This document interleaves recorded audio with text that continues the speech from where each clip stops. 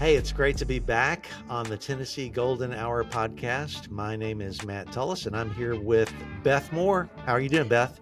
I'm doing well. How are you, Matt? I'm doing good. What have you been up to? I understand you've been in meetings.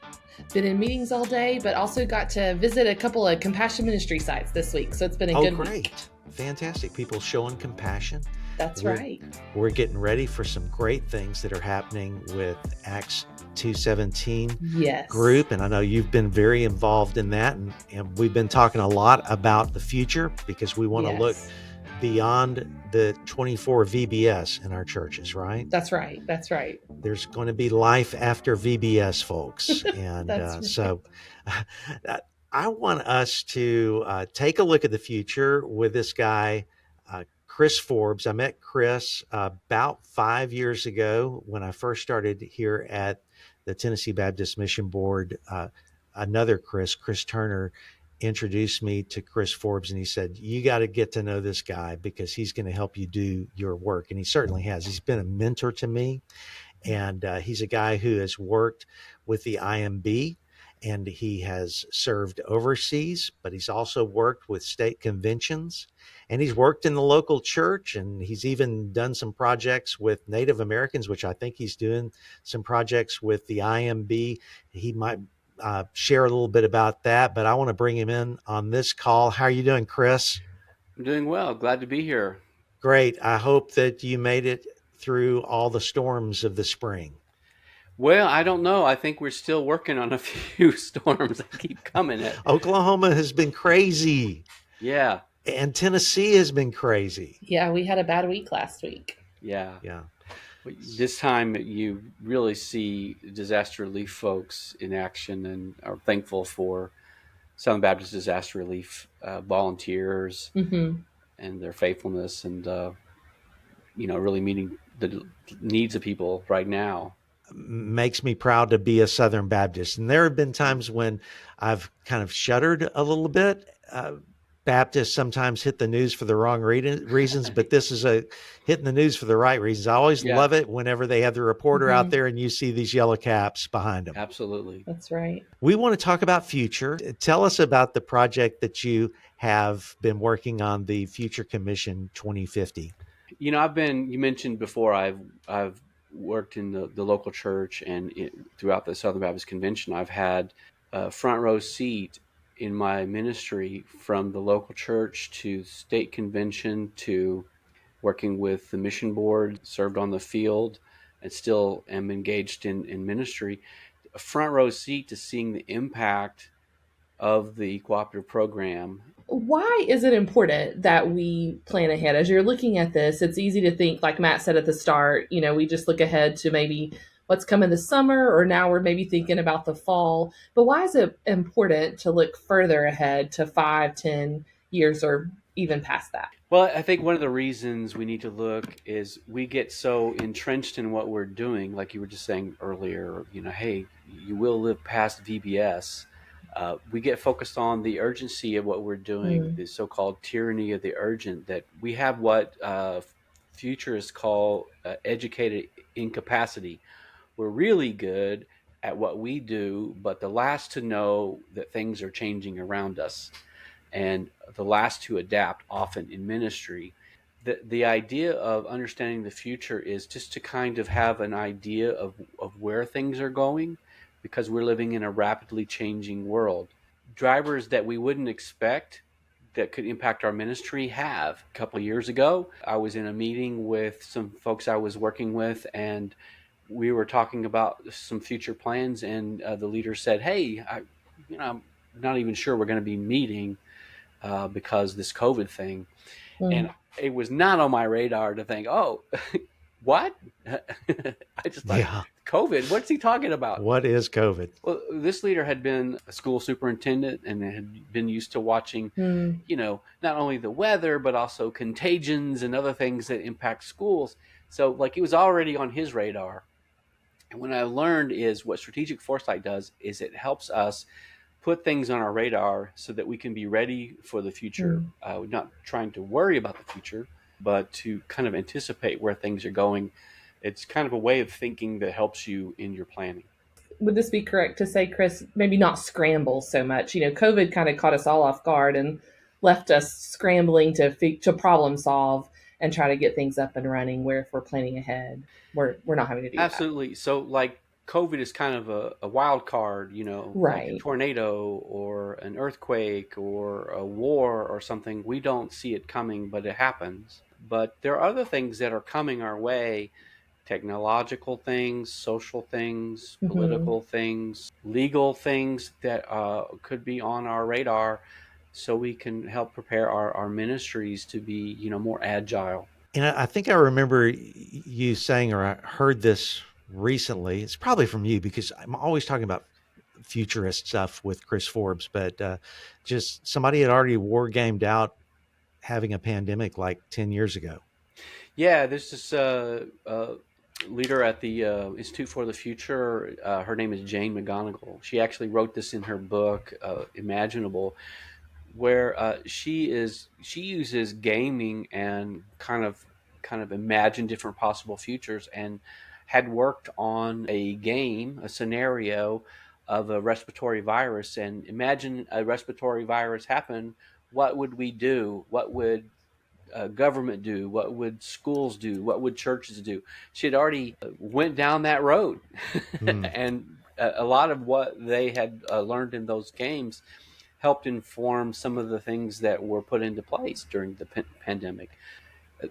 Sometimes if you consider the possibilities that you necessarily don't want to think about, it helps you get ready for them. Even like psychologically, you're better prepared to consider Right. a future you don't want if you think about it ahead of time. So, who are some of the people that are using foresight? Is it just churches, or are there others? Well, I would say churches are kind of on the tail end of learning Hmm. this, and this is one of the reasons I wanted to get into it. I hadn't really experienced that training. A lot of the training for planning is very short term in the church world, in the faith based nonprofit world.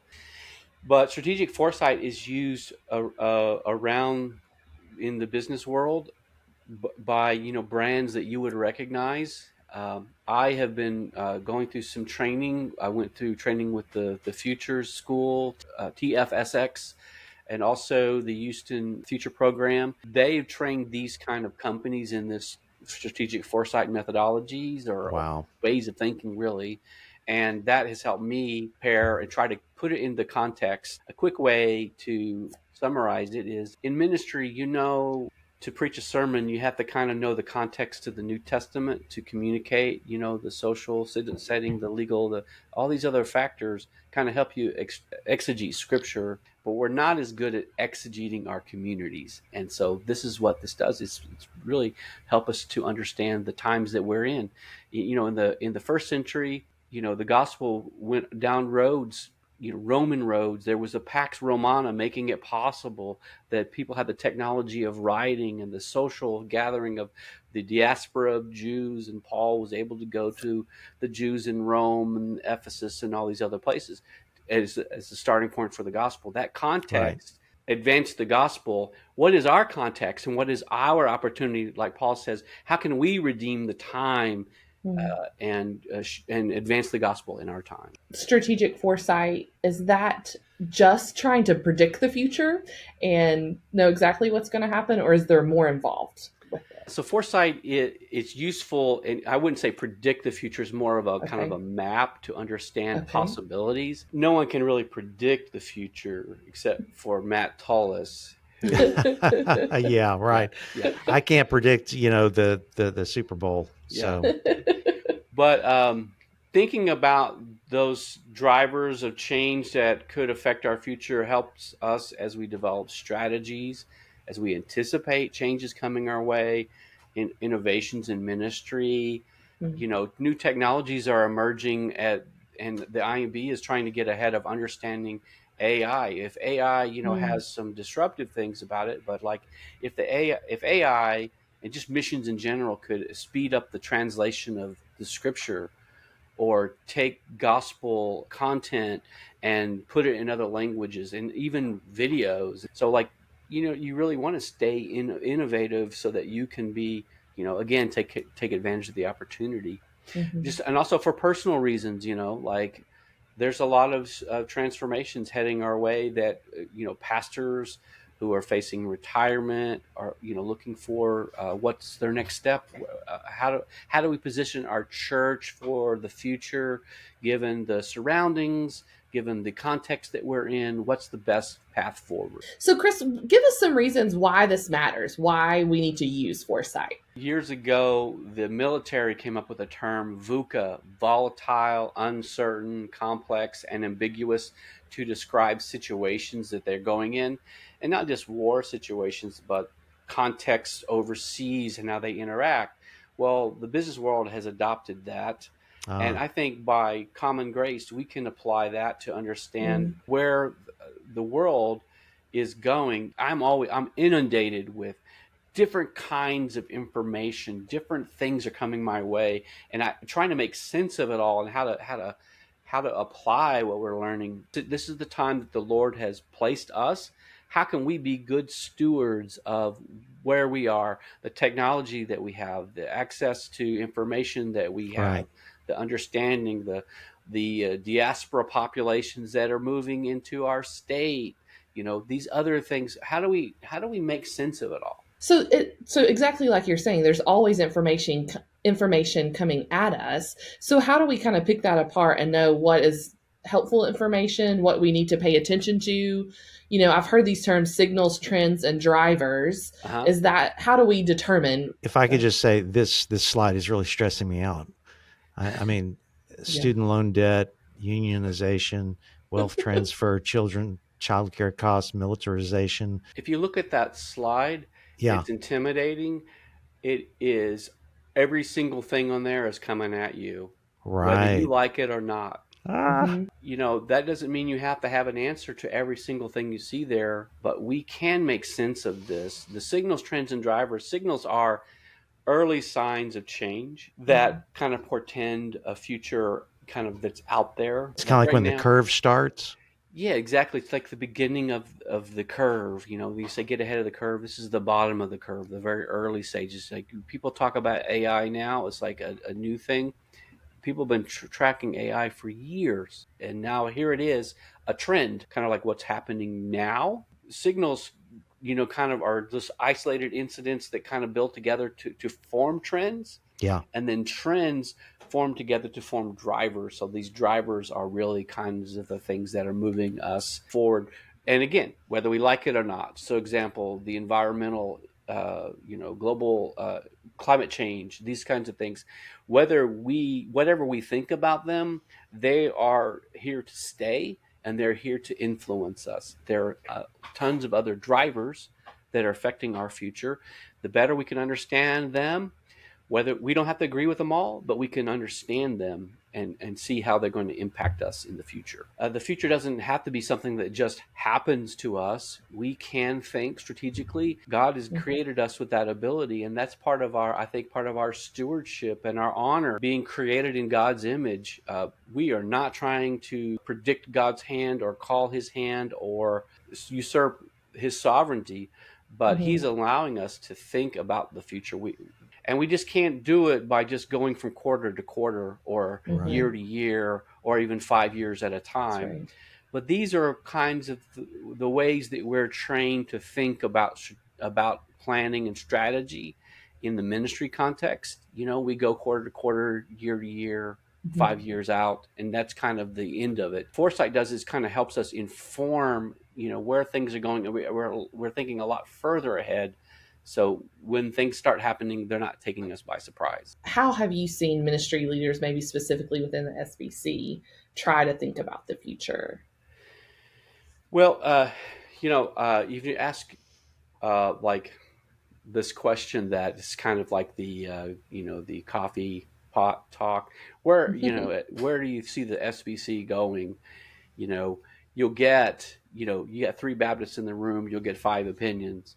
Exactly. So, and usually when we think about the future, I've noticed, and this is kind of come out of my research at Southwestern, is there's kind of 3 categories. People either try to kind of predict what's going to happen, like this is what I think is going to happen. In no way it's going to be this.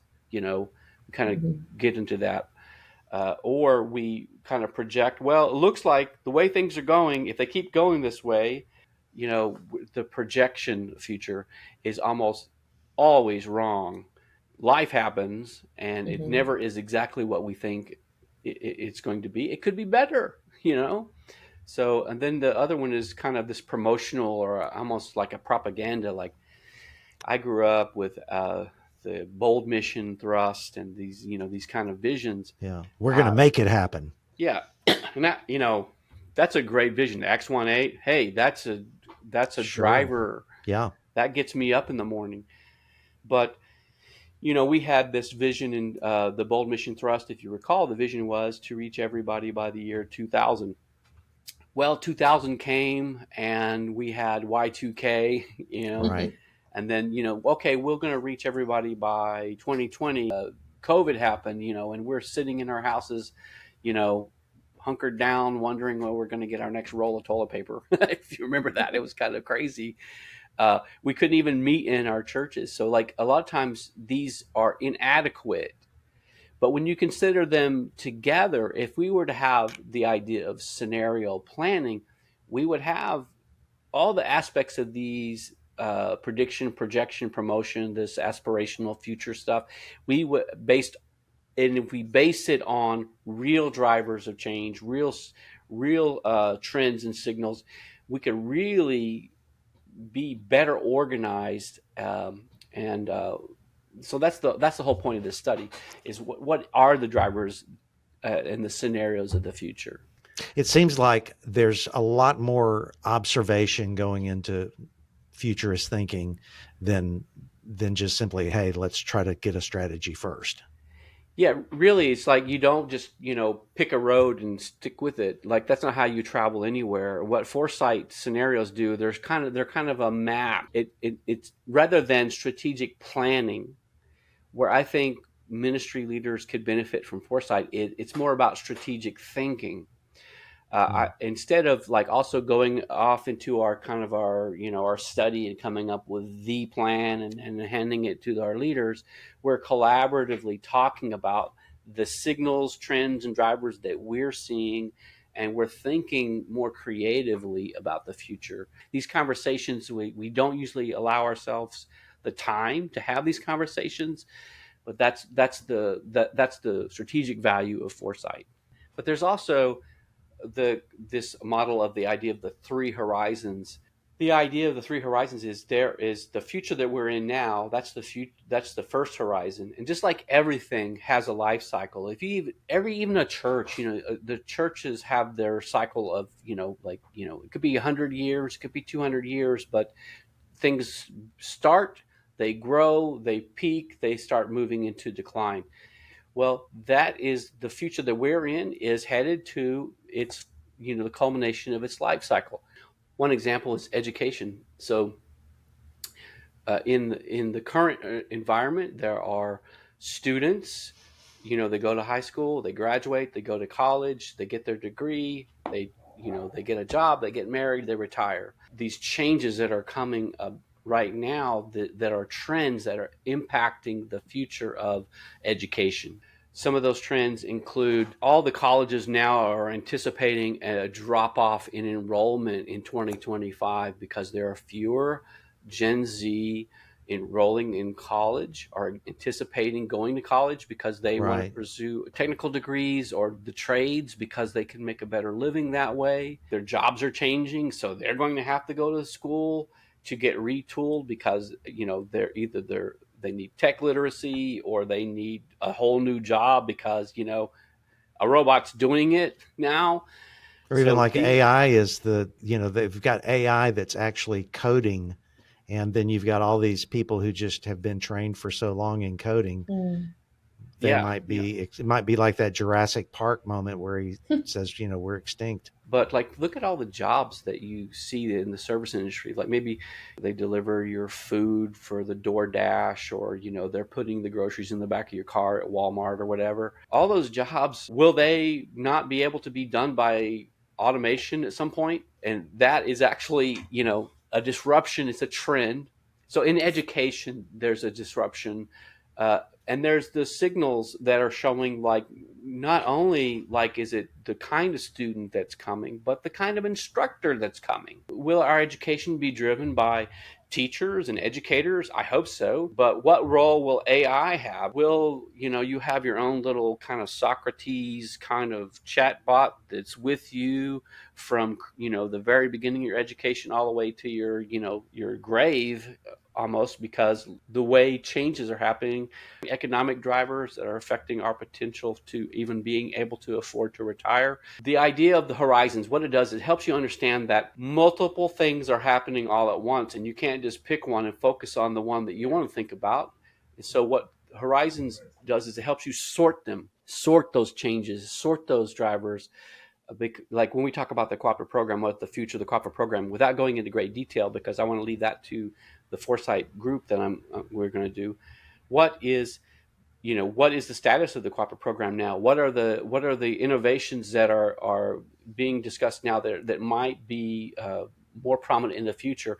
And what are signals of change coming our way that could even disrupt it or make it more transformative? We usually think, we start with the local church, and this is the goal of all the ministry that I want to do, is I want to reinforce the work of the local church. What is the future of the local church?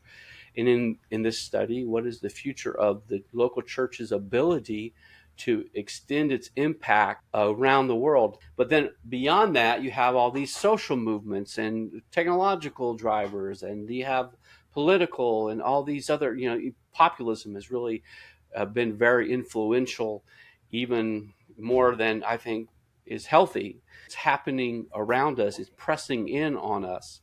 So what we do is we try to develop a map. First of all, starting with the local church, what is the future of intercongregational financial cooperation? And then what needs to happen for the church to succeed in its mission of expanding the gospel's output through intercongregational financial cooperation, through sharing. The reason I say intercongregational financial cooperation is that's a biblical principle. Cooperative program, you don't look up chapter and verse and find it, but you do see the Apostle Paul calling people to cooperate together, to share their resources, to not hoard it, to be there. So like, what are the drivers, this social, technological, economic, environmental, political, legal, educational, spiritual, for shorthand steeples, as an acronym. There's that push of the future that's happening to us.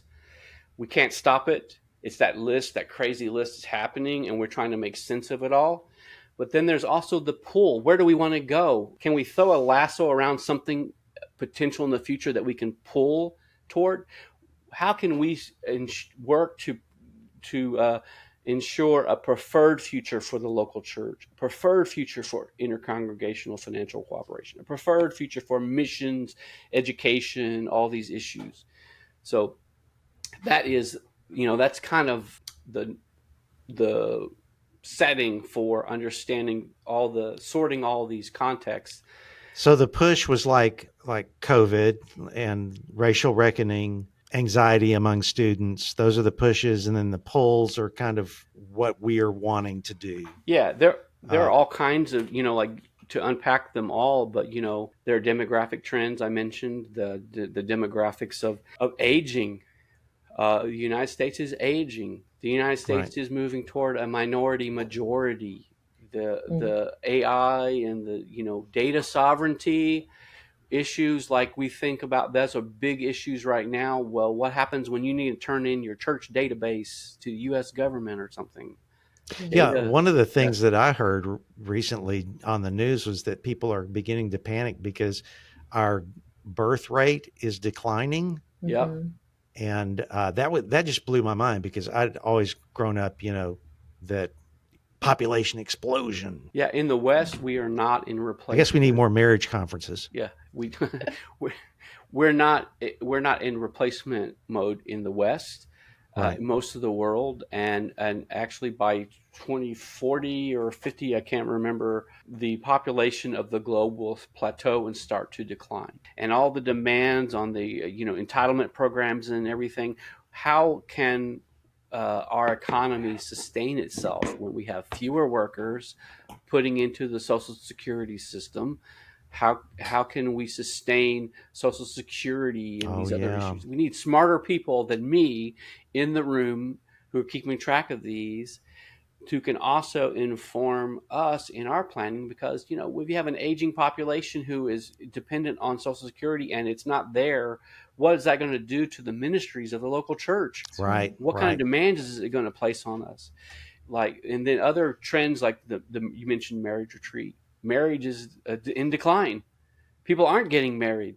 They're living together. There's a whole lot of issues there. All the gender identity confusion that's going Right. on, Yep. that is impacting not only who we reach and how we reach them, but they're coming to our churches with issues that we need to be able to minister to them and get them to understand the gospel. So in Foresight, what we do is we kind of narrow our focus to the drivers of change that affect whatever domain we're studying.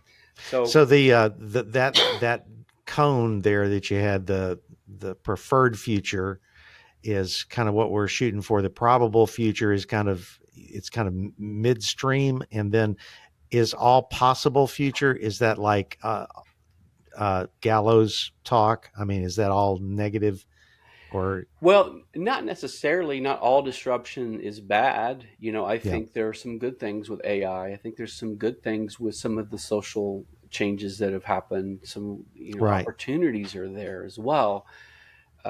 Just like it was very disruptive to have Roman roads when they were building them, but when Paul's traveling on them to share the gospel, hey, that's very beneficial. Yeah. Uh, Yeah. so like really, what we're not trying to do is like say, hey, here's the good, the bad, the ugly. What we're just not taking one future and pushing it out, extrapolating it, and that sticking with Yeah. it. That So makes like sense. usually what we do is we kind of cut and paste our quarterly plan into a year plan, into a 5-year plan, and then if we're really ambitious, we'll make it a 10-year plan. So like a lot of strategic planning focuses on the next 5 years or the next 10 years. And that 10 years we'll set a goal that's like crazy. We're going to like, hey, this is so far out. We'll say we're going to reach everybody, which we've done in the past. What we need is to inform those strategies, to inform that vision. We use foresight. Foresight informs vision, which informs strategy, which informs what we do now. What the scenarios do is it kind of takes those drivers of change and helps you manage that data and use it creatively and conversationally, collaboratively, to develop scenarios of where things can go. And scenarios is kind of like, we're not used to using scenario planning in ministry as much. It You see it all the time used in the military. They call it war gaming. So they have strategic contingency plans for things that they hope doesn't happen. I hope that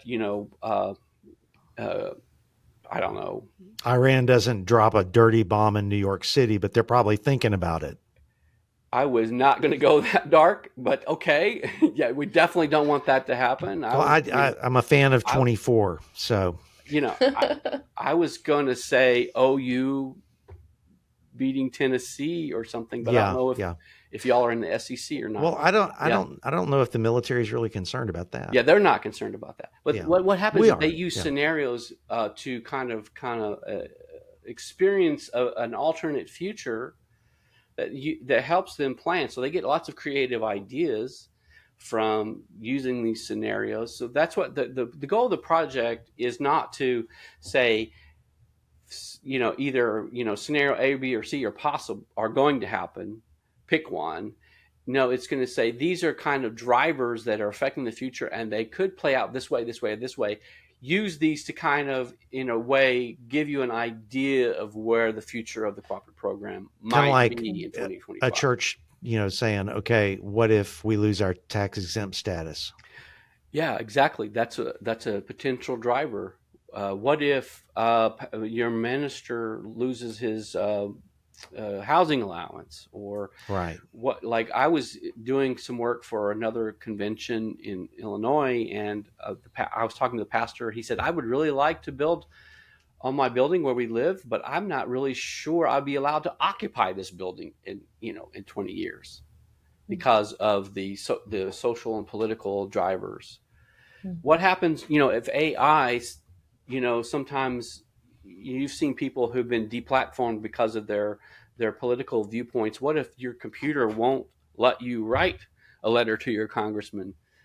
I'm getting disruptive here, but like the idea is like, think about these things. How would we communicate if we were not able to use technology? How would we minister together? It's very possible, but we'd have to talk about it, wouldn't we?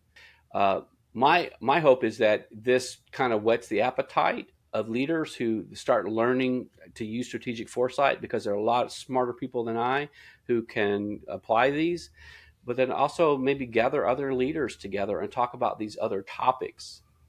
What I'm going to do in my foresight work is this summer in June, I'm gathering 2 cohorts of leaders, of SBC leaders who are stakeholders in the future of the cooperative program.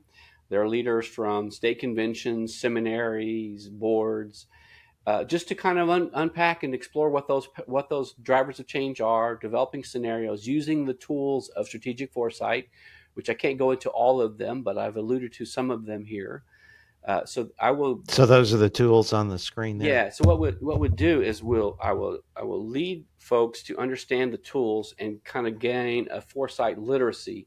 So in June, these labs will do that. Then, for a period of 4 to 6 weeks, they will kind of start scanning and gathering the right kind of steeples, drivers, signals, trends, and drivers, so that we can come back together.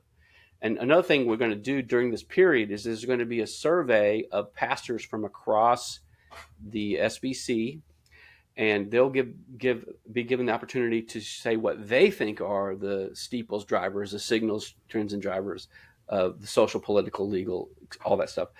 What they see. So what we'll have is the stakeholders brainstorming and scanning, and then the insights from across the SBC, including leaders from entities and boards, also putting that in there, just anonymously. We're not going to track down and ask people what they think. So we really want, if you get that survey, you'll be able just to put it in there and confidently give your insights. We'll combine all that information and use it to kind of speak back to the SBC and say, here's what we are seeing you say about what you were seeing in the context of ministry moving forward. I mentioned Jane McGonigal, who did the gaming. She said it's a waste of the future. What the future is really good for, to try to predict it. The gift of the future is creativity. This is where I think the SBC can benefit from this process. We start thinking creatively about the future and proactively about the future, and not just fearful of the future. We can influence the future. Another thing about the literacy of this is, because all these companies and organizations, governments, and are using strategic foresight, by becoming literate in foresight, we can start using the data that they're gathering to help us look toward the future. Well, and when you think, if we're talking about the cooperative program, our forefathers in the SBC started the cooperative program to advance the Great Commission and to see people come to faith in Jesus. And doing this strategic foresight is going to help us do that better as we continue to walk in the future. Correct? Absolutely. They had a lot of foresight. I mean, it's lasted 100 years. Yeah. And Chris, it started in Tennessee. It did. I'm just pointing that out. In Memphis. That's right. And the group that formed this kind of the concept was called the Future Program Commission. And so, as kind of a salute to them, homage or whatever, this is I call it the Future Commission.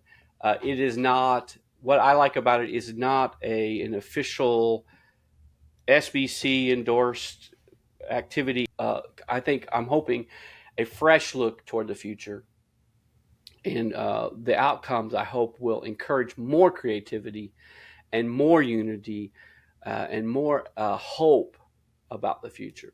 So I know we have a lot of pastors and leaders, teachers, educators who want to know more about strategic foresight and about this project, how can they connect with you? Well, I love talking about foresight and teaching foresight. I have a website that is ForbesStrategies.com, where you can learn about my Insight Futures Labs. My email is chris@ForbesStrategies.com if you want to email me. Love to talk to anybody who wants to explore the future, and looking forward to this report coming out from the Future Commission project, which will come out in April of 2025. All right. So my final question is, who is going to win the Super Bowl next year? The best, the highest scoring team. Well, yeah. If you were able to tell me, I would go to Vegas as a Southern Baptist, and I would put as much money as I could and give it all through the cooperative program, all the winnings, and we would send missionaries all over the place. I don't know who's going to do it, but my eyes on Taylor Swift. That's all I got. Okay, good. Hey, thank you so much for joining us, and we look forward to more conversations.